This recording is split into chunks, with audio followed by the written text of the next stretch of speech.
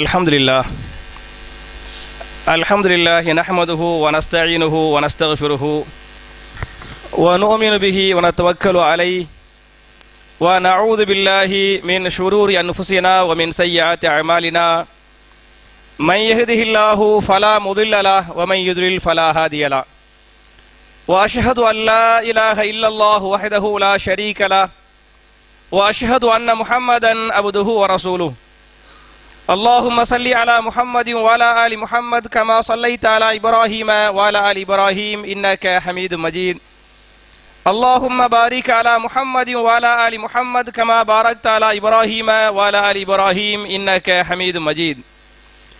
A'udhu billahi minash shaitanir rajim. Bismillahir rahmanir rahim. Ya ayyuhalladhina amanu atii'u Allaha wa atii'u ar-rasul wa la tubtilu a'malakum. Qala Rasulullah sallallahu alaihi wasallam பல்லிகு அன்னி வலவு ஆயா ரவாஹுல் புகாரி. கண்ணியத்திற்குரிய சகோதர சகோதரிகளே, அல்லாஹுடைய ஆலயத்தில் மார்க்கத்தின் முக்கியமான கடமையை நிறைவேற்றுவதற்காக நாம் எல்லாம் இங்கே ஒன்று கூறுகிறோம். இப்படிப்பட்ட நல்ல சந்தர்ப்பத்தில் ஈமானின் கிளைகள் என்ற தலைப்பில் பல்வேறு வாரங்களாக பல்வேறு விஷயங்களை நாம் பார்த்த வண்ணமாக இருக்கிறோம். அந்த வரிசையில் ஈமானுடைய முதல் கிளையாக நபிகள் நாயகத்தின் மீது நாம் அளவு கடந்த அன்பு வைக்க வேண்டும் என்பதை பற்றியும், இரண்டாவதாக நமக்கு நாம் எதை விரும்புகிறோமோ அதையே பிறருக்கும் விரும்ப வேண்டும் என்பதை பற்றியும், மூன்றாவதாக போன வாரத்தை பொறுத்தவரை அண்டை வீட்டாளர்களோடு நல்ல முறையில் நடந்து கொள்ள வேண்டும் என்பதை பற்றி நம்ம பார்த்திருக்கிறோம். இந்த வாரம் ஈமானுடைய நாலாவது கிளை என்ன என்று சொன்னால், திருமறை குர்ஆன்ல சூரத்துல் பக்ரா என்று சொல்லக்கூடிய 2வது அத்தியாயத்தின் 83வது வசனம், அதிலே பேசுகிறான். ஈமானுடைய மற்றொரு கிளை என்ன என்று சொன்னால், வகூலு லின்னாசி ஹுஸ்னா, நீங்கள் மக்களிடத்திலே பேசுகிற போது, மக்களிடத்தில் நீங்கள் பழகுகிற போது அழகிய முறையில் பேசுங்கள், அழகிய முறையில் பழகுங்கள் என்பதும் ஈமானுடைய ஒரு அடிப்படை என்பதை நீங்கள் புரிந்து கொள்ள வேண்டும். அப்ப என் அருமை சகோதரர்களே, நம்மல்ல அல்லாஹ்வை நம்புறோமா இல்லையா, மறுமையை நம்புகிறோமா இல்லையா? வெறுமனை இந்த நம்பிக்கை மாத்திரம் போதாது. இந்த நம்பிக்கையின் வெளிப்பாடு என்னவாக இருக்க வேண்டும் என்று சொன்னால், நாம் ஒருவரை பார்க்கிறோம், பழகுகிறோம், பேசுகிறோம் என்று சொன்னால் அந்த பேச்சுவார்த்தை என்பது, அந்த பழக்க வழக்கம் என்பது அழகிய முறையில் இருக்க வேண்டும் என்பதற்கு இந்த வசனம் தெளிவான சான்று. எப்படி தொழுவது கட்டாயமான கடமையோ, நோன்புகளை நோற்பது என்பது கட்டாய கடமையோ, அதே திருமறை குர்ஆனில் தான் அதே ஏவல் வினையை இங்கே அல்லாஹ் பயன்படுத்துகிறான். வகூலு, நீங்கள் பேசுங்கள். யாரிடத்திலே பேசுவது? லின்னாசி, மக்களிடத்தில் நீங்கள் பேசுங்கள். எப்படி பேச வேண்டும் என்று சொன்னால், ஹுசுனன், அழகிய முறையில் பேசுங்கள். அழகிய முறை என்று சொன்னால் எந்த அவங்களுடைய மனது புண்படாமல், அவருடைய மனதை கோணாக்காமல் நல்லா பேசணுங்கிறதுக்கு இந்த ஆயத்து வந்து சான்றா இல்லையா? அது மாத்திரமல்ல, இப்படி நாம் அழகிய முறையில் பேசுவது கூட இஸ்லாத்தில் ஒரு இபாதத்து, அது கூட ஒரு நன்மை என்பதை இமாம் முஸ்லிம் ரஹிமஹுல்லாஹு அலைஹி தங்களுடைய சஹீஹ் முஸ்லிமின் 5122வது ஹதீஸாக இந்த ஹதீஸை பதிவு பண்றாங்க. ஒரு நாள் நபிகள் நாயகம் ஸல்லல்லாஹு அலைஹி வஸல்லம் சஹாபாக்களை ஒன்று கூட்டுவாங்க. ஒன்று கூட்டி சொன்னார்கள், என் அருமை சஹாபாக்களே, லா தஹ்கிரன்ன மினல் மஅரூஃபி ஷைஅன், நீங்கள் செய்கின்ற நன்மையின் சாதாரண ஒரு சின்ன நன்மையை கூட நீங்கள் அற்பமாக நினைத்து விட வேண்டாம். இது சின்ன நன்மை தானே, இதை போய் செய்ய வேண்டுமா, இதை போய் பேச வேண்டுமா என்று நம்ம ஒரு ஹதீஸ் உங்களுக்கு தெரியும். ஒரு விபச்சார பெண்மணி, ஒரு விபச்சார பெண்மணி விபச்சாரத்திற்காக போய் கொண்டிருக்கிறாள். போய் கொண்டிருக்கக்கூடிய விபச்சாரி என்ன பண்றா, ஒரு நாயை பார்க்கிறாள். அந்த நாய் தண்ணீர் தாகம் தாங்க முடியாமல் கிணற்றை என்ன செய்கிறது, உத்து பார்த்து கொண்டிருக்கிறது. தண்ணி குடிக்க முடியல. விபச்சாரி விபச்சாரத்துக்கு போறா. என்ன பண்ணாலா, தன்னுடைய மேலாடையை கலட்டி, சாக்ஸையும் கலட்டி அவங்க உள்ள விடுறாங்க. உள்ள விட்டு அந்த ஆடை நனைகிறது, ஈரமாகிறது. ஈரமாக கூடிய அந்த ஆடையை எடுத்து அந்த தண்ணியை எடுத்து நாயுடைய வாயில அந்த அம்மா என்ன பண்றாங்க, புளிஞ்சு புளிஞ்சு ஊத்துறாங்க. அப்படி புளிஞ்சு புளிஞ்சு ஊத்தப்படுகிற போது அந்த நாய் தண்ணீரை குடிக்கிறது. நாயுடைய தாகத்தை விபச்சார பெண்மணி தீர்க்கிறார். நபிகள் நாயகம் ஸல்லல்லாஹு அலைஹி வஸல்லம் அந்த பெண்மணியை சொல்றாங்க, அல்லாஹ் ரப்பல் ஆலமீன் அந்த பெண்மணியை மன்னித்து விட்டான். அல்லாஹ் அவருக்கு அந்த பெண்ணுக்கு சொர்க்கத்தை கொடுக்க காத்து கொண்டிருக்கிறான் என்று அல்லாஹ் சொல்வதாக நபிகள் நாயகம் சொல்லி காட்டுறாங்களே. அவை அருமை சகோதரர்களே, தாய்மார்களே, ஒரு விபச்சார பெண்மணி நாய்க்கு தண்ணி கொடுத்தாங்களே, அது ஒரு நன்மை, அது சொர்க்கத்தை தேடி தரும் என்று சொன்னால், அப்ப ரசூலுல்லாஹ் சொல்லி காட்டுறாங்க, லா தஹ்கிரன்ன மினல் மஅரூஃபி ஷைஅன், நீங்கள் செய்கின்ற எந்த நன்மையையும் இது சாதாரண நன்மைதானே, இது அற்பம் தானே என்று நீங்கள் எண்ணிவிட வேண்டாம். எந்த அளவுக்கு என்று சொன்னால், வலவ் அன் தல்கா அஹாக பிவஜிஹின் தல்கின், உங்களுடைய சகோதரனை நீங்கள் சந்திக்கிறீர்கள், அந்த சகோதரனை வந்து சிரிச்ச முகத்தோடு சந்திக்கிறோமே, ஒரு ஆளை பார்க்கிறோம், சிரிச்ச முகத்தோடு சலாம் சொல்கிறோமே, சிரித்த முகத்தோடு பேசுகிறோமே, அது கூட என்ன பெரிய ஒரு நன்மையாக இருக்கிறது. அந்த நன்மைக்கு பகரமாக அல்லாஹ் உங்களுடைய பாவங்களை மன்னிப்பான் என்று ஹதீஸ் இருக்கா இல்லையா? அதே மாதிரி ஒரு சகோதரனை சிரித்த முகத்தோடு நாம் சந்தித்து நாம் சலாம் சொல்லி அவருக்கு முசாஃபஹா பண்ணுகிறோமே, இந்த சிரித்த முகத்தோடு சந்தித்து சலாம் சொல்லி முசாஃபஹா பண்ணினால் அதற்குரிய நன்மை என்ன என்று சொன்னால், அவர் கையை கொடுத்து விட்டு அந்த கையை பிரிப்பதற்குள் அவருடைய எல்லா பாவங்களையும் அல்லாஹ் மன்னிக்கிறான் என்று நபிகள் நாயகம் சொல்லி காட்டுறாங்களே. அப்ப சிரித்த முகத்தோடு ஒருவரை சந்திப்பது, சலாம் சொல்லுவது, முசாஃபஹா பண்ணுவது, இதுகளெல்லாம் என்ன ஈமானுடைய ஒரு அங்கம், ஒரு கிளை என்பதை நீங்கள் புரிந்து கொள்ள வேண்டும்.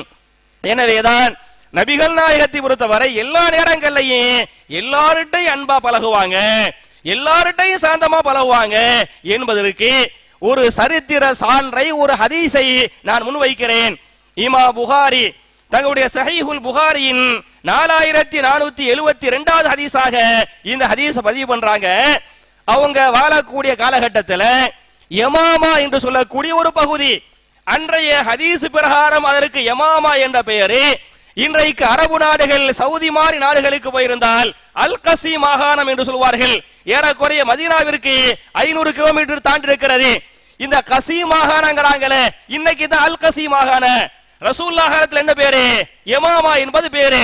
அது அன்றைக்கு ஒரு தனி நாடாக இருந்தது. அந்த யமாமா என்ற ஒரு தனி நாட்டிற்கு சுமாமா என்று சொல்லக்கூடிய ஒருவர் அரசராக, மன்னராக இருந்தார். இஸ்லாத்திற்கு என்னென்ன கொடுமைகளை, தீமைகளை இஸ்லாத்திற்கு முஸ்லிம்களுக்கும் செய்ய வேண்டுமோ அத்தனையும் அந்த சுமாமா செய்து கொண்டிருந்தார். ஒரு கட்டத்தில் சஹாபாக்கள் போருக்கு போறாங்க, சஹாபாக்கள் ஜெயிச்சிடுறாங்க. ஜெயிச்சு என்ன பண்றாங்க? அந்த சுமாமாவையே கைது பண்றாங்க. ஒரு நாட்டுடைய அதிபர், ஒரு நாட்டுடைய மன்னர், அந்த சுமாமா என்கிற மன்னரை சஹாபாக்கள் கைது செய்து கொண்டு மதீனாவுக்கு வந்துடுறாங்க. மதீனாவிற்கு வந்தால் நபிகள் நாயகம் ஸல்லல்லாஹு அலைஹி வஸல்லம் அந்த சுமாமாவை பார்க்கிறாங்க. சுமாமாவை ஜெயிலில் அடைக்க வேண்டும், அன்றைக்கு சிறைச்சாலைகள் இல்லை என்ற காரணத்தால் மதீனாவுடைய ஒரு தூணில் இவரை கட்டி வைத்து விடுங்கள் இந்த சஹாபாக்களுக்கு சொல்ல, சுமாமா என்ன செய்யப்படுறாரு?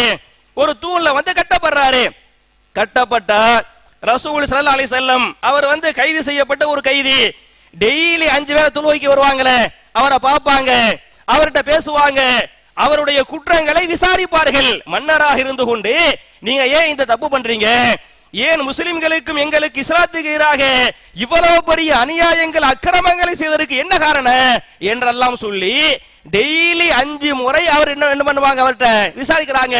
இன்னைக்கு விசாரணை, நாளைக்கு விசாரணை, மறுநாள் விசாரணை, 3 நாட்கள் விசாரித்து விட்டு அவரை வந்து அவுத்து வந்து சஹாபாக்கிட்ட சொல்லுவாங்க, இவரை வந்து வெளியே அனுப்பிடுங்க அப்படின்னு அனுப்பி விட்டுருவாங்க.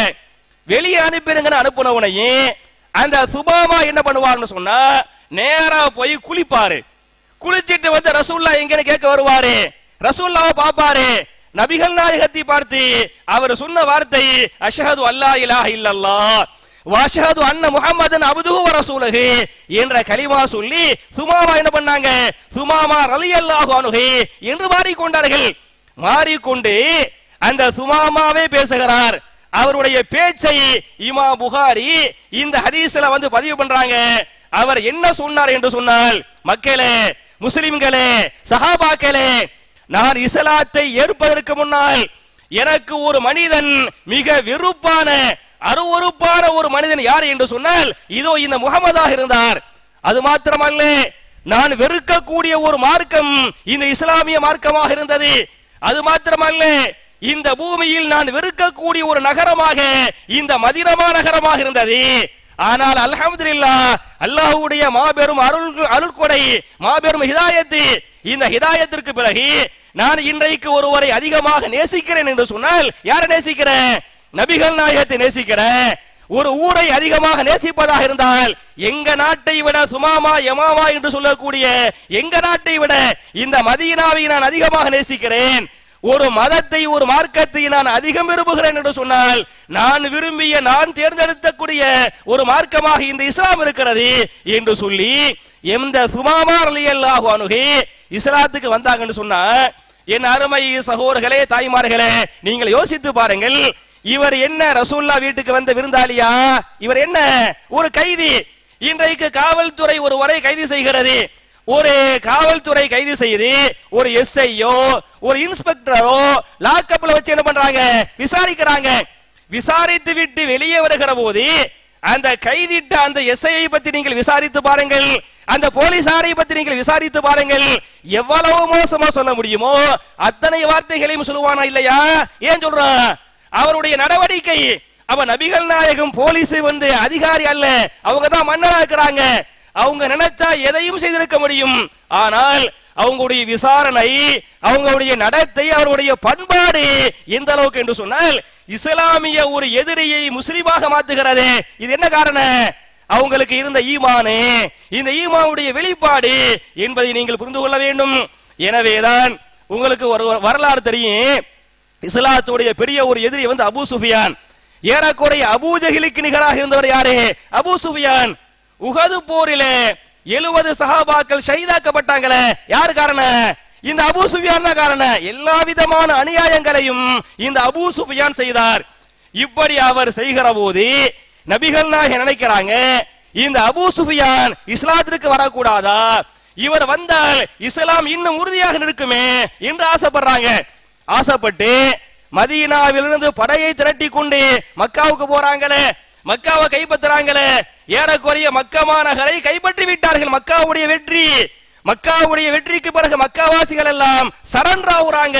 முகமது அவர்களே, நீங்கள் எங்களை மன்னித்து விடுங்கள், எங்களை நீங்கள் தண்டித்து விட வேண்டாம், எங்களை நீங்கள் பழிவாங்கி விட வேண்டாம் என்று மக்காவுடைய வெற்றியின் போது மக்கமா நகரங்கள் எல்லாம், அந்த வாசிகள் எல்லாம் சரண்டர் ஆகுறாங்களே. அப்ப ரசூல்லா என்ன பண்றாங்கன்னு சொன்னா ஒரு அறிவிப்பு செய்வாங்க. என்ன அறிவிப்பு? யார் காபாவிற்கு வந்து விட்டார்களோ அவர்களுக்கெல்லாம் பாதுகாப்பு. அதே மாதிரி அதுவரை இஸ்லாத்திற்கு வராத அபூ சுஃபியானை குறிப்பிட்டு சொல்வார்கள்.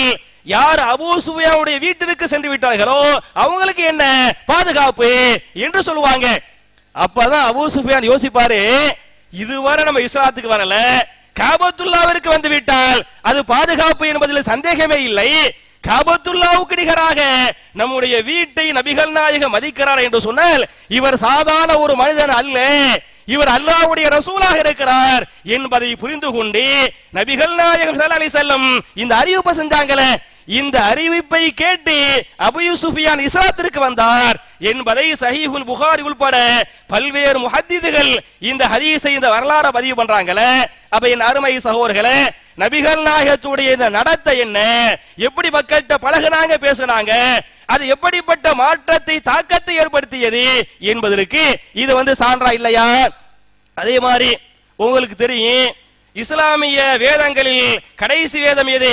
திருமறை குர்ஆன். குர்ஆனுக்கு நிகராக நாம் எந்த வேதத்தையும் மதிக்க கூடாது. குர்ஆனை போன்று வேறு வேதங்களை நாம் பின்பற்ற முடியுமா? உதாரணமாக தௌராத் இருக்கிறது, இஞ்சில் இருக்கிறது. ஒரு பேச்சுக்கு தௌராத், இஞ்சில் கலப்படம் செய்யப்படாமல் பரிசுத்தமாக இருந்தாலும் இன்றைக்கு தௌராத்தை பின்பற்றலாமா? இன்றைக்கு இஞ்சிலை பின்பற்றலாமா? பின்பற்றப்படக்கூடிய இன்றைய ஒரே வேதம் திருமறை குர்ஆன். ஆனால் என்ன நடந்தது என்று சொன்னால், நபிகள் நாயகம் ஸல்லல்லாஹு அலைஹி வஸல்லம் இஸ்லாத்தை சொல்றாங்க. ஏற்றுக்கொண்ட பல சஹாபாக்கள், பெரிய ஒரு சஹாபி உமர் பின் கத்தாப் ரலியல்லாஹு அன்ஹு, இந்த உமர் அவர்கள் இஸ்லாத்தை ஏற்றுக்கொண்ட பிறகு அப்படியே மக்கள்கிட்ட போறாங்க, பழகுறாங்க. பழகுனா மதீனாவாசிகள் தௌராத்தை கையில வச்சுக்கிறாங்க, தௌராத்தை ஓதுறாங்க. தௌராத்தை அதனுடைய அந்த மொழியில் ஹிப்ரு மொழியிலே ஓதிக்கொண்டு அரபில என்ன பண்றாங்க, தஃப்சீர் பண்றாங்க. அப்ப அவங்க மொழியில் தௌராத்தி ஓதி தஃப்சீர் எந்த மொழியில, அரபி மொழியில் நடக்கிறது. இது நிறைய பேர் கேட்கிறாங்க. கேட்ட சஹாபி உமர் பின் கத்தாப் ரலியல்லாஹு அன்ஹு அவங்களும் அந்த சபையில போய் உட்கார்றாங்க. தௌராத் வாசிக்கப்படுகிறது, அரபியில் தஃப்சீர் செய்யப்படுகிறது. உமர் கேட்கிறாங்க, கேட்டா நல்லா இருக்குது, குர்ஆன் என்ன சொல்லுகிறதோ அதே மாதிரி தௌராத் என்ன செய்யுது சொல்லுது. அப்ப தௌராத்துடைய உபதேசத்தால் உமர் அவர்களை ஈர்க்கப்படுறாங்க. ஈர்க்கப்பட்டு நடிக்கிறாங்க, இது நல்லா இருக்குது, குர்ஆன் மாதிரி இருக்குது, ஏன் இந்த தௌராத்தை நாம் வாசிக்க கூடாது, தௌராத்தை ஓதக்கூடாது, தௌராத்தை பின்பற்றக்கூடாது என்ற எண்ணம் யாருக்கு வந்தது? உமர் அவர்களுக்கு வருகிறது. நேர ரசூலுல்லாஹ்ட்ட போறாங்க, அல்லாஹ்வுடைய தூதரே, தௌராத் குர்ஆனை போன்று இருக்கிறது, எனவே இன்றைக்கு நாம் தௌராத்தை ஓதலாமா, தௌராத்தை பின்பற்றலாமா என்று உமர் பின் கத்தாப் ரலியல்லாஹு அன்ஹு ரசூலுல்லாஹ்ட்ட கேக்குறாங்க. நபிகள் நாயகத்திற்கு இந்த கேள்வி பிடிக்கல. என்னடா தௌராத்தை போய் கேட்கிறாங்களே, இஸ்லாத்துக்கு வந்துட்டாங்க, அந்த முந்தைய வேதங்கள் எல்லாம் மாற்றப்பட்டு விட்டன, குர்ஆனை மாத்திரம் பின்பற்ற வேண்டும், அப்ப இத போய் கேட்கிறாங்களே அப்படின்னு யோசிக்கிறாங்க. ரசூலுல்லாஹ்வுடைய முகம் கொஞ்சம் மாறுகிறது. கொஞ்சம் மாறின உடனே உமர் அவர்கள் புரிந்து கொண்டார்கள், நான் கேட்ட கேள்வி தப்பு என்பதை ஒத்துக்கொண்டார்கள். அப்ப ரசூலுல்லாஹ் சொல்லுவாங்க, உமர் அவர்களே, நீங்கள் தௌராத்தை மதிக்கவும் அதாவது பின்பற்றவும் வேண்டாம், அதே சமயத்திலே பொய்ப்பிக்க வேண்டாம். அவங்க அந்த பயான்ல சொல்றாங்களே, அவங்க தஃப்சீர்ல சொல்றாங்களே, அதை நீங்கள் உண்மை என்று நம்ப வேண்டாம், அதே சமயத்திலே பொய் என்று என்ன சொல்ல வேண்டாம், சொல்ல வேண்டாம். அதை பொய்ப்பிக்க வேண்டாம், நம்ப வேண்டாம். நீங்கள் நம்ப வேண்டிய பின்பற்ற வேண்டிய ஒரே வேதமாக குர்ஆன் இருக்கிறது என்று சொல்லி நபிகள் நாயகத்துக்கு கோபம் வந்தாலே என்ன பண்ணாங்க, மென்மையா வந்து இந்த சஹாபிட்ட சொன்னாங்க என்பதை நீங்கள் ஹதீஸ்களை பார்க்கலாம். அதே மாதிரி பாத்தியலாக்க இமாம் புகாரி ஒரு வரலாறு பதிவு பண்றாங்க. சஹீஹுல் புகாரில 7515வது ஹதீஸாக இந்த ஹதீஸ் பதிவு செய்யப்பட்டிருக்கிறது. ஒரு நாள் ரெண்டு நபிமார்களுக்கு மத்தியில் நடந்த ஒரு வாக்குவாதம். ஒரு நபி யார் என்று சொன்னால் ஆதம் அலைஹிஸ்ஸலாம், இன்னொரு நபி மூசா அலைஹிஸ்ஸலாம். ரெண்டு பேரும் அல்லாஹ்வை சந்திக்கிறாங்க. ரசூலுல்லாஹ் சொன்ன ஹதீஸ் இது புகாரில் வருகிறது. ரெண்டு நபிமார்களும் அல்லாஹ்வை சந்திக்கிறார்கள். அல்லாஹ்வுக்கு முன்னால மூசா நபிக்கு ஆதம் நபிக்கு என்னவா வாக்குவாதம் நடந்தது. அந்த வாக்குவாதத்தில் பொதுவா மூசா அலைஹிஸ்ஸலாம் வந்து கோபப்படுவாங்க. கோபப்பட்ட மூசா அலைஹிஸ்ஸலாம் ஆதம் நபியை பார்த்து கேள்வி கேட்டாங்களா, ஆதமே உங்களை பத்தி எங்களுக்கு தெரியாதா? கோபத்தில் அவர் பேசுறாரு, ஆதமே அதாவது உங்களை பற்றி எங்களுக்கு தெரியாதா? நீங்கள் யார் என்று சொன்னால் நீங்கள் தான் சொர்க்கத்தில் பாவம் செய்த ஒரு பாவி. சொர்க்கத்தில் ஒரு தப்பு பண்ணாங்களா இல்லையா, அந்த மரத்தை போய் நெருங்கி பார்த்து சாப்பிட்டாங்களே. அப்ப மூசா நபி அல்லாஹ்வுக்கு முன்னால ஆதம பார்த்து சொல்றாங்க, நீங்கள் சொர்க்கத்தில் பாவம் செய்த ஒரு பாவி. பாவி மாத்திரமல்ல, சொர்க்கத்திலிருந்து உங்களை அல்லாஹ் பூமிக்கு இறக்கி விட்டு விட்டான். அது மாத்திரமல்ல, இந்த மனித சமுதாயம் சொர்க்கத்தில் வாழாமல் இந்த பூமியில் வசித்துக் கொண்டிருக்கிறது. இதற்கும் என்ன காரணம் என்று சொன்னால் நீங்கள் செய்த பாவம் தான் காரணமாக இருக்கிறது என்று சொல்லி மூசா அலைஹிஸ்ஸலாம் ஆதம் நபியின் மீது சரமாரி என்ன பண்றாங்க, குற்றச்சாட்டுகளை முன்வைக்கிறார்கள். நபி மூசா அலைஹிஸ்ஸலாம், நபி ஆதம் அலைஹிஸ்ஸலாம் இதையெல்லாம் காதுல கேட்கிறாங்க. எல்லாத்தையும் கேட்டுவிட்டு குற்றச்சாட்டிற்கு குற்றச்சாட்டை பதிலாக சொல்ல வேண்டுமா இல்லையா? இன்னைக்கு நான் ஒரு தப்பு சொன்னதாக நீங்கள் சொன்னால் நான் என்ன சொல்லுவேன், நீங்க இதை செய்யவில்லையா? நம்ம அரசியல பாக்குறோம், கருணாநிதி ஒரு அறிக்கை விடுவாரு, ஜெயலலிதா என்ன இன்னொரு அறிக்கை விடுவாங்க, நீ ஊழல் பண்ணவில்லையா, நான் பண்ணவில்லையா, இதெல்லாம் இன்றைய ஸ்டைலு. ஆனால் மூசா அலைஹிஸ்ஸலாம் சொன்ன உடனே ஆதம் மூசா நபிக்கும் சில குறைகள் இருந்தன. என்ன குறை? அவங்க கோபப்படுவாங்க, வேகமா பேசுவாங்க, பொறுமை கொஞ்சம் குறைவாக இருக்கு. நான் சொல்லுகின்ற தவறுகள் எல்லாம் குர்ஆன்ல எல்லாம் சொல்லி காட்டுறா. அப்ப இதையெல்லாம் ஆதம் நபி சொல்லிருக்க முடியும். ஆதம் நபி என்ன சொல்லுவாங்கன்னு சொன்னா, மூசாவே இது மாதிரி குறைகளை நீங்க என் மேல சொல்றீங்களே, இது என் மீது சொல்லுகின்ற குறையா, இது யார் மீது சொல்லுகின்ற குறை? அல்லாஹ் மீது சொல்லுகின்ற குறை இல்லையா? இதுவெல்லாம் என் மீது அல்லாஹ் எழுதிய விதி இல்லையா? அல்லாஹ்வுடைய நாட்டம் இல்லையா? நீங்கள் விதியோடு விளையாடலாமா? நீங்கள் அல்லாஹ்வை குறை சொல்லலாமா? அவர் குறை சொல்றாரு, இவங்க என்ன பண்றாங்க, எல்லாத்தையும் ஏத்துக்கிட்டு அவருக்கு உபதேசம் பண்றாங்க. அந்த உபதேசம் பண்ணிய மாத்திரத்துல மூசா அலைஹிஸ்ஸலாம் அமைதியாக இருந்து கொண்டார்கள். அப்படின்ட்டு ரசூலுல்லாஹ் சொல்லுவாங்க, ஃபஹஜ்ஜ ஆதமு மூசா, ஆதம் அலைஹிஸ்ஸலாம் மூசாவை ஜெயித்து விட்டார்கள். இங்க வெற்றி பெற்றது யாரு? ஆதம் நபி மென்மையா பொறுமையா அழகா பேசுறாங்களே, அவங்க தான் ஜெயிச்சாங்க என்று நபிகள் நாயகம் சொல்லுகின்ற இந்த ஹதீஸை இமாம் புகாரி தங்களுடைய சஹீஹுல் புகாரியின் 7515வது ஹதீஸாக இந்த ஹதீஸை பதிவு பண்றாங்கன்னு சொன்னா, அப்ப நம்ம எப்படி இருக்கணும்? ஆதம் அலைஹிஸ்ஸலாம் எப்படி விட்டு கொடுத்தாங்களோ, எப்படி அவர் வேகமாக பேசுகிற போதும் இவர் மென்மையாக பேசினாரோ, இது எதுக்கு வெளிப்பாடு? ஈமானுக்கு வெளிப்பாடு என்பதை நீங்கள் புரிந்து கொள்ள வேண்டும். அதே மாதிரி பாத்தீங்களாக்க இஸ்லாமிய வரலாற்றில் மாமூன் என்று சொல்லக்கூடிய ஒரு கலீஃபா இருந்தார். மாமூன் யார் என்று சொன்னால், நபிகள் நாயகத்திற்கு பிறகு கலீஃபாக்குடைய 30 ஆண்டுகள் ஆட்சி, அந்த ஹிலாஃபத்துடைய 30 ஆண்டுகள் இருக்கிறது. 4 கலீஃபாக்கள் அல்லது 5 கலீஃபாக்கள், ஹசனை சேர்த்து 5 கலீஃபாக்கள். இந்த 5 கலீஃபாவுக்கு பிறகு பனு உமையா என்று சொல்லக்கூடிய ஒரு குடும்பத்தை சார்ந்தவர்கள் ஏறக்குறைய 92 ஆண்டுகள் ஆட்சி பண்றாங்க. இந்த பனு உமையாவுடைய ஆட்சிக்கு பிறகு யாருடைய ஆட்சி? பனு அப்பாசியா. பனு என்று சொன்னால் பிள்ளைகள். அப்பாஸ்னா யாரு? அப்பாஸ் பின் அப்துல் முத்தலிப் ரலியல்லாஹு அன்ஹு. ரசூலுல்லாஹ்வுடைய பெரிய பாப்பா யாரு? அப்பாஸ் ரலியல்லாஹு அன்ஹு. அப்ப அப்பாஸ் உடைய பிள்ளைகளை தான் என்ன சொல்லுவாங்க? பனு அப்பாசியா என்று சொல்வார்கள். அப்ப பனு உமையாவுடைய ஆட்சிக்கு பிறகு ஆட்சி அதிகாரம் பனு அப்பாசியாவுடைய கையில் என்ன செய்கிறது? மாறுகிறது. மாறுனா இந்த பனு அப்பாசியாவுடைய காலத்தில் வாழ்ந்த ஒரு கலீஃபாவாக ஒரு நல்லவராக இருந்தார். அந்த கலீஃபாவுடைய பேர் என்ன என்று சொன்னால் மாமூன். உங்களுக்கு அந்த வரலாறு கேள்விப்பட்டிருக்கலாம். மாமூன் என்று சொல்லக்கூடிய மிகச்சிறந்த ஒரு கலீஃபா. இந்த பனு அப்பாசியாவுல இவரை ரொம்ப பாராட்டுவாங்க. எப்படி பனு உமையாவுடைய ஆட்சி அதிகார கலீஃபாக்கல்ல உமர் பின் அப்துல் அசீஸ் அவர்கள் பாராட்டப்படுறாங்களோ, அதுக்கு நிகராக என்ன இந்த மாமூனை பனு அப்பாசியா பாராட்டுவாங்க. இவங்க கலீஃபாவா இருக்கு, பெரிய கலீஃபா. ஏறக்குறைய பாதி உலகத்துக்கு மேல என்ன பண்றாங்க? இவங்க ஆட்சி பண்றாங்க.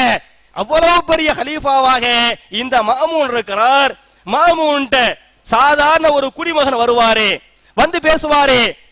பேசினா அவர் ஒரு கலீஃபா என்ற ஒரு கண்ணியத்தோடு பேச வேண்டுமா இல்லையா? கலீஃபாவை கண்ணிய குறைவாக, தரை குறைவாக, நீங்கள் சரியில்லை, உங்களிடத்திலே நீதம் இல்லை, உங்களிடத்திலே பாரபட்சம் தாண்டவமாடுகிறது என்றெல்லாம் சொல்லி சரமாரியாக குற்றங்களை முன்வைப்பார். இந்த குற்றச்சாட்டுகளை கேட்கின்ற மாமூன் சொல்லுவா, கலீஃபா கேட்பாங்க, என் மேல குற்றச்சாட்டு சொல்றீங்களே, அதுக்கு என்ன ஆதாரம்? ஆதாரங்களை முன்வையுங்கள் அப்படிங்குவாங்க. அதெல்லாம் தர தேவையில்லை, நீங்க சரியில்லை, நீங்க நல்லவங்க இல்ல, உங்கள்ட்ட நீதம் இல்ல என்று இவர் பேசுவார். இப்படி பேசினவனையே கலீஃபா இவரை தண்டித்திருக்க முடியுமா இல்லையா? பெரிய ஒரு அரசரே தண்டித்திருக்க முடியும். ஆனால் இந்த மாமூன் அவரிடத்திலே பேசுவார், என் அருமை சகோதரரே, ஒரு காலத்திலே என்னை விட ஒரு கேடுகெட்டவனாக ஒருவன் இருந்தான். அவன் அரசனாக இருந்தான். அந்த கேடுகெட்டவன் யார் என்று சொன்னால் ஃபிரௌன். அவர் சொல்றாங்க, யாரு? மாமூன் சொல்றாரு, என்னை விட மோசமான ஆளு அவன் யாரு? ஃபிரௌன். அந்த ஃபிரௌன்ட்ட உங்களை விட நல்லவர் போய் உபதேசம் பண்ணாரு. உங்களை விட நல்லவர் யாரா? மூசா அலைஹிஸ்ஸலாம். என்னை விட மோசமான ஃபிரௌன், உங்களை விட மோசமான நல்லவங்க, உங்களை விட நல்லவங்களா இருந்த மூசா அலைஹிஸ்ஸலாம் அவங்க போய் தாவா செஞ்சாங்களே, எப்படி தாவா செஞ்சாங்க, எப்படி செய்ய அல்லாஹ் சொன்னா என்று சொல்லி அந்த குர்ஆனுடைய வசனங்களை ஓதி காட்டுவார்கள். இதுஹவா இலா ஃபிரௌன இன்னஹு தகா ஃபகூலா லஹு கௌலன் லையினன் லஅல்லஹு யததக்கரு அவ் யக்ஷா. மூசாவே, ஹாரூனே, நீங்கள் 2 பேரும் ஃபிரௌனிடத்திலே செல்லுங்கள், சென்று அவனுக்கு நீங்கள் உபதேசம் பண்ணுங்கள்.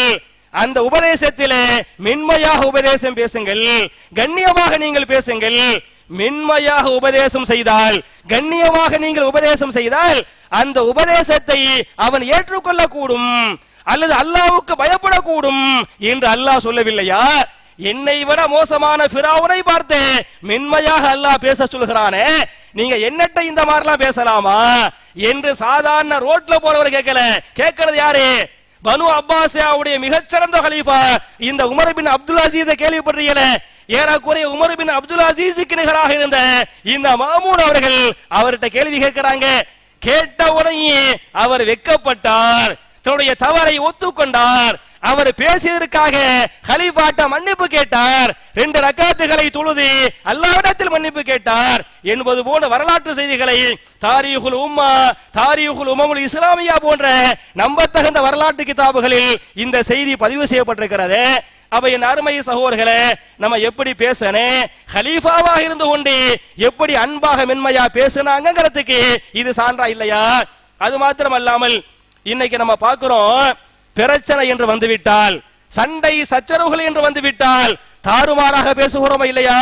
கோபம் தலைக்கு ஏறிவிட்டால், ஷைத்தான் மண்டையில ஏறிவிட்டால், யார்கிட்ட பேசுறோம், என்ன பேசக்கூடாது என்பதெல்லாம் தெரியாமல் வாய்க்கு வந்தபடி பேசுகிறோமா இல்லையா?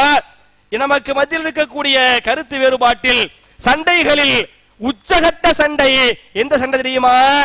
தலாக்கு விவகாரத்தில் சண்டை விடுகிறது. 2 பேரும் வாழ்றாங்க, பிடிக்கல, கணவன் மாப்பிள்ளை வீட்டார், பெண் வீட்டார்கள், இந்த 2 பேரும் சண்டை போடுவாங்களே, ஒரு கட்டத்தில் தலாக்காகுது. அப்படி தலாக்காக ஆகிற போது இவங்க மனசு எந்த அளவுக்கு வலிக்கும், அவர் மனசு எந்த அளவுக்கு வலிக்கும், 2 பேரும் எவ்வளவு கஷ்டப்படுவாங்க என்பதை நீங்கள் யோசித்து பாருங்கள். இந்த தலாக்கு நேரத்தில் நீங்கள் எப்படி நடந்து கொள்ள வேண்டும்? தலாக்கு டக்குன்னு சொல்லக்கூடாது, மார்க்கத்தில் அனுமதி இல்லை. ஒரு பேச்சுக்கு நிர்பந்தம் ஏற்பட்டு விட்டால் அந்த தலாக்கு நேரத்தில் நீங்கள் எப்படி பேச வேண்டும் என்பதை திருமறை குர்ஆனின் சூரத்துல் பக்ரா என்று சொல்லக்கூடிய 2வது அத்தியாயத்தின் 229வது வசனத்திலே அல்லாஹ் பேசுகிறான். அத்தலாக்கு மர்ரத்தானி, தலாக்கு என்பது 2 முறை, மறுபடியும் சேர்ந்து கொள்ளக்கூடிய தலாக்கு எத்தனை முறை? 2 முறை நீங்கள் சொல்ல வேண்டும்.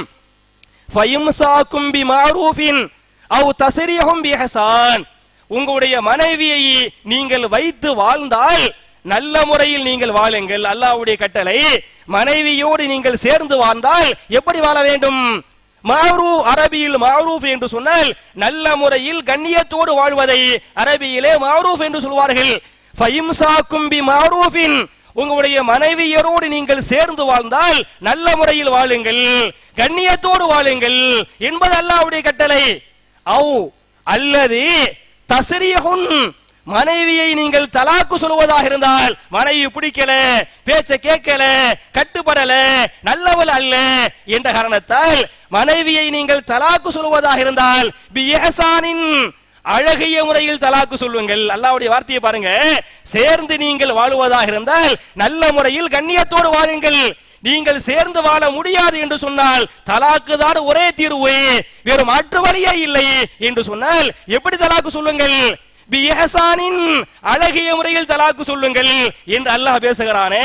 என் அருமை சகோதரர்களே, தாய்மார்களே, இன்றைக்கு நேற்று வரை ஒன்றாக இருந்து கொண்டிருக்கிறோம். திடீர்னு கருத்து வேறுபாடு வரும், கருத்து வேறுபாட்டில் பிரிகிறோமே, அப்படி பிரிந்து விட்ட பிறகு இவன் அவன் மீது சேரை வீசுவது, அவன் இவன் மீது வீசுவது, சீடிகள் போடுவது, நெட்டில் பண்ணுவது, இவரை அவர் விமர்சிப்பது, டிவியில என்ன விமர்சிப்பது பார்க்கிறோமா இல்லையா? அப்ப தலாக்கு விஷயத்திலேயே சேர்ந்து வாழ்ந்தா கண்ணியமா வாழு, சேர்ந்து வாழ முடியல பிரிஞ்சுதான் ஆகணுமா? எப்படி பெரிய அழகான முறையில் பிரிஞ்சுக்கப்பா என்று குர்ஆனில் அல்லாஹ் பேசுகிறானே. நம்ம இந்த குர்ஆனை பின்பற்றுகிறோமா என்பதை யோசித்து பார்க்க வேண்டும். அவ பின்பற்றவில்லை என்று சொன்னால் ஏன் நம்ம பின்பற்றது இல்லை?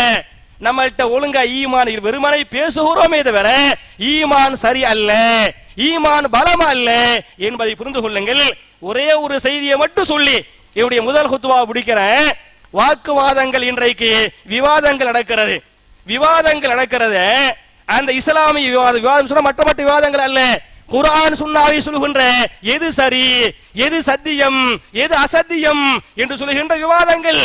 அந்த விவாதங்களை நீங்கள் பார்த்தால் விவாதம் செய்ய அல்லாஹ் அனுமதிக்கிறான். திருமறை குர்ஆன்ல சூரத்துன் நஹல் என்று சொல்லக்கூடிய 16வது அத்தியாயத்தின் 125வது வசனம், அதில உது இலா சபீல் ரப்பிக பில் ஹிக்மா வல் மௌஇலத்தில் ஹஸனா வஜாதிலுஹும் பில்லதி ஹி அஹ்சன், நீங்கள் ஹிக்மாவோடு அழகிய முறையில் மக்களுக்கு இஸ்லாத்தை சொல்லுங்கள், நீங்கள் தாவா செய்யுங்கள் என்றெல்லாம் பேசுகிறான். அந்த தாவாவில வஜாதிலுஹும், விவாதம் தான் செய்தாக வேண்டும், விவாதம் செய்யாமல் ஏற்றுக்கொள்ள மாட்டான் என்று சொன்னால் நீங்கள் என்ன செய்யுங்கள்? வஜாதிலுஹும், நீங்கள் விவாதம் செய்யுங்கள். விவாதத்தை இந்த வசனத்திலே அல்லாஹ் அனுமதிக்கிறான். ஷர்த்த போட்டு அல்லாஹ் அனுமதிக்கிறான். என்ன ஷர்த்து? வஜாதிலுஹும் பில்லதி ஹிய அஹ்சன், மிக அழகிய முறையில் விவாதம் செய்யுங்கள். விவாதம் செய்யலாம், அந்த விவாதம் எப்படி இருக்கணுமா? சாதாரண முறையில் அல்ல, அழகிய முறையில் அல்ல. எந்த முறையில்? மிக அஹசன், மிக அழகான முறையில் நீங்கள் விவாதம் செய்யுங்கள் என்று அனுமதிக்கிறான. அப்ப இந்த அஹசன் என்ற வார்த்தையை விட்டு விட்டு இந்த விவாதம் செய்கிறோமே, இது என்ன காரணம்? இது குர்ஆன் சுன்னாவா?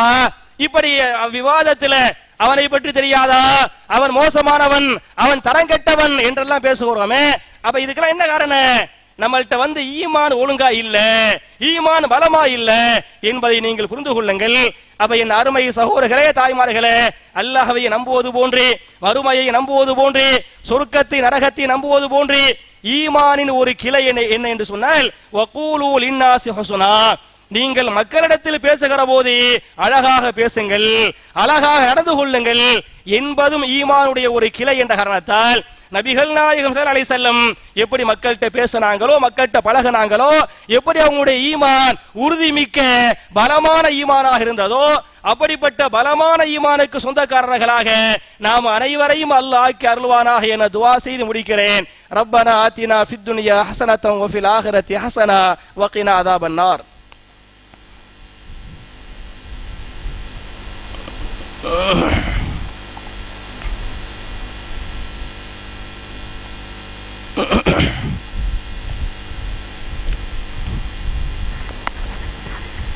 إن الحمد لله اللهم صل على محمد وعلى آل محمد كما صليت على إبراهيم وعلى آل إبراهيم إنك حميد مجيد اللهم بارك على محمد وعلى آل محمد كما باركت على إبراهيم وعلى آل إبراهيم إنك حميد مجيد.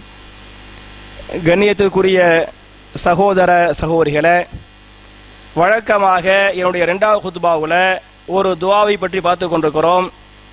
அதில் போன வாரம் ஒரு முக்கியமான துஆவை பற்றி பார்த்துருக்கிறோம். பார்க்கறது மட்டும் இல்லாமல் நீங்கள் எல்லாம் சொன்னது மாதிரி ஏற்றுக்கிட்டு ஒரு போர்டு வாங்கி, போர்டில் என்ன செய்யப்பட்டிருக்குது, அந்த துஆ வந்து எழுதி போடப்பட்டிருக்கிறது. அதில் இந்த வாரத்துடைய துஆ என்ன என்று சொன்னால், ரசூல் ஸல்லல்லாஹு அலைஹி வஸல்லம் அதிகம் கேட்க சொன்ன துஆ. இந்த துஆவை இமாம் இப்னு மாஜா ரஹிமஹுல்லாஹு அலைஹி தங்களுடைய இப்னு மாஜா என்று சொல்லக்கூடிய ஹதீஸ் கிதாபின் 3135வது ஹதீஸாக இந்த ஹதீஸை பதிவு பண்றாங்க. ரசூல் ஸல்லல்லாஹு அலைஹி வஸல்லம் யாரை மையப்படுத்தி, யாருடைய கேள்விக்கு இந்த துஆவை கற்றுக் கொடுத்தாங்க அப்படின்னு சொன்னா, அவங்களுடைய பெரிய தந்தை அப்பாஸ் ரலியல்லாஹு அன்ஹு. ரசூலுல்லாஹ்வுடைய பெரிய வாப்பா யாரு? அப்பாஸ் ரலியல்லாஹு அன்ஹு. அவங்க ரசூலுல்லாஹ்ட்ட கோரிக்கை வைப்பாங்க, அல்லாஹ்வுடைய ரசூலே, எனக்கு நீங்கள் ஒரு துஆவை கற்றுத்தாருங்கள், மிகச்சிறந்த ஒரு துஆவை, இம்மையிலும் மறுமையிலும் நான் வெற்றி பெறுவதற்குரிய மிகச்சிறந்த ஒரு துஆவை நீங்க எனக்கு கத்துத்தாங்க அப்படின்னு கோரிக்கை வைப்பாங்க. கோரிக்கை வச்சா ரசூலுல்லாஹி ஸல்லல்லாஹு அலைஹி வஸல்லம் தன்னுடைய பெரிய தந்தை அப்பாஸுக்கு சின்ன ஒரு துஆவை, துஆவுடைய அளவு சின்னதா இருந்தாலே அவருடைய பொருள் என்ன, ஆழமான பொருளை கொண்ட அந்த துஆவை கற்றுத் தருவார்கள். இவருடைய பெரிய தந்தை அப்பாஸ் அவர்களே, நீங்கள் அல்லாஹ்விடத்திலே கேட்குகின்ற துஆவில் இந்த துஆவை அதிகமாக சேர்த்துக் கொள்ளுங்கள். என்ன துஆ என்று சொன்னால், அல்லாஹும்ம இன்னி அஸ்அலுக்கல் அஃவ வல் ஆஃபியத ஃபித் துன்யா வல் ஆখিরা. இதா துஆ, சின்ன துஆ தான். அல்லாஹும்ம இன்னி அஸ்அலுக்கல் அஃவ வல் ஆஃபியத ஃபித் துன்யா வல் ஆখিরা என்ற துஆவை அதிகமாக கேளுங்கள் என்று நபிகள் நாயகம் சொல்றாங்க. இதுக்கு என்ன பொருள் என்று சொன்னால், அல்லாஹும்ம, அல்லாஹ்வே, இன்னி, நிச்சயமாக நான், அஸ்அலுக, உன்னிடத்தில் வேண்டுகிறேன். எதை வேண்டுகிறேன் என்று சொன்னால், அல் அஃவ, ஒன்னாவது மன்னிப்பு, யா அல்லாஹ் என்னை மன்னித்து விடுவாயாக என்ற மன்னிப்பையும், இரண்டாவது என்ன என்று சொன்னால், வல் ஆஃபியா, சரீர சுகம், உடல் ஆரோக்கியம், இந்த சரீர சுகத்தை, உடல் ஆரோக்கியத்தையும் எனக்கு நீ தருவாயாக. எங்க எல்லாம் தருவாயாக? ஃபித் துன்யா வல் ஆখিরা, இம்மையிலே நான் சரீர சுகத்தோடு நிம்மதியா சந்தோஷமா இருக்கனே, ஆகிரத்துல என்ன நான் சரீர சுகத்தோடு நிம்மதியா சந்தோஷமா இருக்கனே, என்னை நரகத்துக்கு அனுப்பி விட்டு விடாதே என்ற சின்னஞ்செறிய அழகான துஆவை ரசூல் ஸல்லல்லாஹு அலைஹி வஸல்லம் அப்பாஸ் பின் அப்துல் முத்தலிப் கற்றுக் கொடுத்துட்டாங்க. நான் மறுபடியும் ஞாபகம் ஊட்டுறேன், அல்லாஹும்ம இன்னி அஸ்அலுக்கல் அஃவ வல் ஆஃபியத ஃபித் துன்யா வல் ஆখিরা என்ற அழகான துஆ போர்ல வந்து அரபியில் எழுத போடப்பட்டு அதுக்கு கீழே தமிழ்லையும் எழுதி தர்ஜுமாவும் போடப்பட்டிருக்கிறது. நீங்கள் படித்துக் கொள்ளுங்கள், எழுதி கொள்ளுங்கள். நபிகள் நாயகம் இந்த மாதிரியான துஆக்களை சொல்கிற போது எப்படி சஹாபாக்கள் போட்டி போட்டு அதை மனப்பாடம் பண்ணுவாங்களோ, அமல் பண்ணுவாங்களோ, அப்படி அமல் செய்கின்ற தௌஃபீகை நாம் அனைவருக்கும் அல்லாஹ் தந்து நம்முடைய பாவங்களை மன்னித்து நம்முடைய இபாதத்துகளை அங்கீகரித்து நாளை மறுமையில் மிக உயர்ந்த சொர்க்கமாகிய ஜன்னத்துல் ஃபிர்தௌஸிலே நாம் அனைவரையும் அல்லாஹ் உண்டு சேர்ப்பானாக என துஆ செய்து முடிக்கிறேன். வாஹிர் தாவானா அனில் ஹம்துலில்லாஹி ரப்பில் ஆலமீன்.